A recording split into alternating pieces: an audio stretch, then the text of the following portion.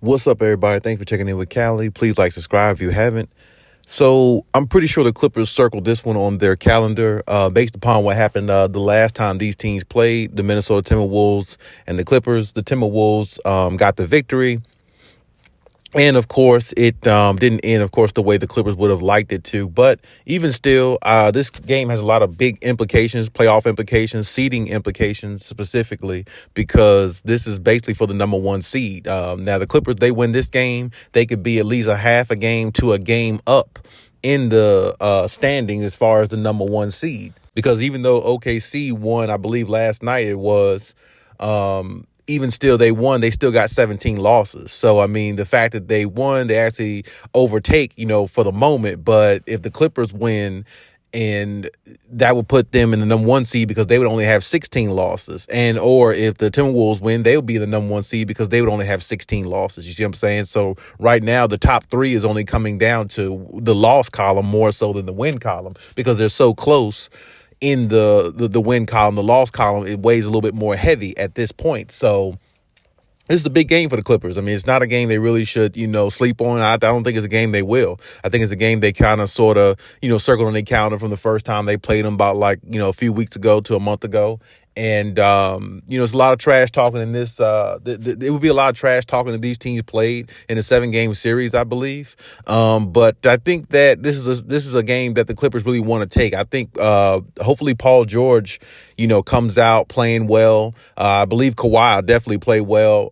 Usually he does. So, I mean, hopefully the two stars come out, firing on all cylinders, and hopefully James Harden, at least has about a 17, 18-point game somewhere in there. They're going to need that from him, and I think they're going to need at least about 10 points at least from Russell Westbrook coming off the bench, with a couple assists and maybe a steal or two here and there.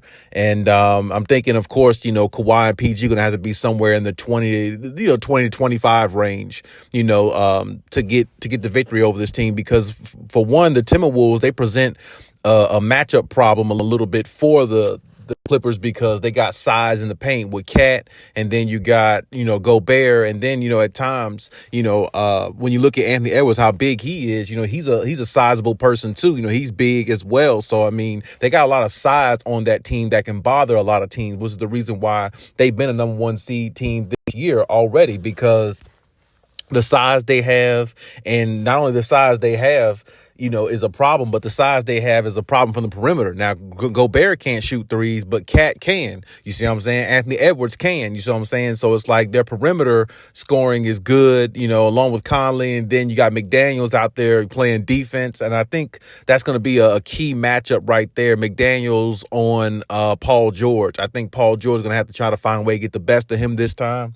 I believe he can. It's just Paul George can't get discouraged with, like, if it's first few jumpers don't fall, just keep settling for them. Go in and be aggressive, get him in foul trouble, get these guys out the way. You know what I'm saying? That's the way you're going to beat this team. Get them in foul trouble and attack Rudy Gobert, because Rudy Gobert doesn't scare anybody. You know what I'm saying? He's one defensive player of the years and things like that, but he's not one of the type of guys that scares you in regards to, like, oh, okay, he's like a Dikembe Mutombo type shot blocker back in the day, or somebody like that, or like Shaq in the paint back in the day blocking shots. He's not somebody that puts like that type of second guessing in your mind when you go in the paint. You can dunk on Gobert. Everybody in the league has. So, I mean, my point is the Clippers just really need to be more aggressive this game rather than settle for jumpers. And that's what the Clippers going to have to really start understanding. Even though you have, a lot of great shooters and, you have a lot of scoring from multiple areas on the floor, you got to be more aggressive sometime with teams, because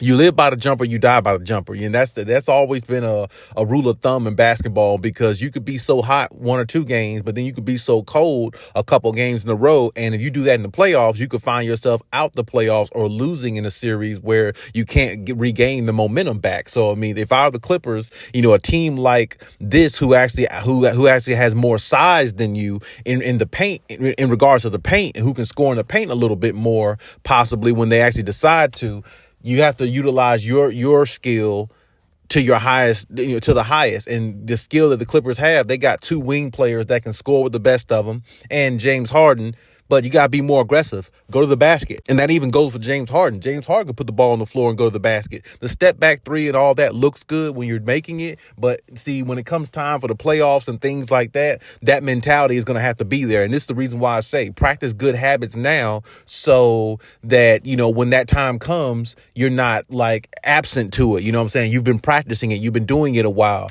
and you've been exercising that option. So it's like now when it's time to be aggressive, nobody has to tell you. You just go out there and do it because this is what you've been running the whole time. And like I said, when the Clippers when their jumpers are falling, they can beat anybody. But like I said, certain teams, certain matchups, they have to be more aggressive. And even like if they played the Lakers, they can beat the Lakers, but the Lakers with Anthony Davis in the paint, the way he can score in the paint, whereas the Clippers don't really have like a back down, a guy that can, in the post that can back down and score, like that. I mean, Zubac can, but Zubac is not Anthony Davis. You see what I'm saying? Zubac is really not Gobert. I mean, he's good, but he's not even really like a Gobert, or he's not Karl Anthony Towns. You see what I'm saying? So it's like you don't really have somebody that can back down the paint like that can get his shot every single time, and that can really put a hurting on the opposing team's defense. Zubac has nights and moments, but he's not consistently doing that. He can't put up like 20-25 points a game doing that. You see what I'm saying? Like, so he doesn't have that type of arsenal. And even if he did, he really can't step out and shoot jumpers and threes and mix it all together like the way Karl Anthony Towns can. So I mean, it's like when you look at that matchup, that's a mismatch for them. So really what's going to give the Clippers the advantage is if they can, put pressure on McDaniels, get him in foul trouble, which Paul George, that'd be his assignment. And then, the claw going against Anthony Edwards. I mean, most of the time I like my chances with that because, the claw is just the claw. This could be a night where the claw comes out and get like 5 or 6 steals also. So, we have to be wary of that. But either way, I think it's going to be a good game. I think the Clippers present matchups for them that's, going to be hard for them to handle as well. Hopefully if Norman Powell plays, he had a little injury the other night, but I believe he will play. He's a mismatch for the Timberwolves and a lot of other teams. So, of course, it's mismatches back and forth and, a lot of, teams, but, a lot of team rivals and things like that. When teams play against each other, you have to just see them and know them. But either way, I think the Clippers can find a way to pull this out. I'm going to go 109-103.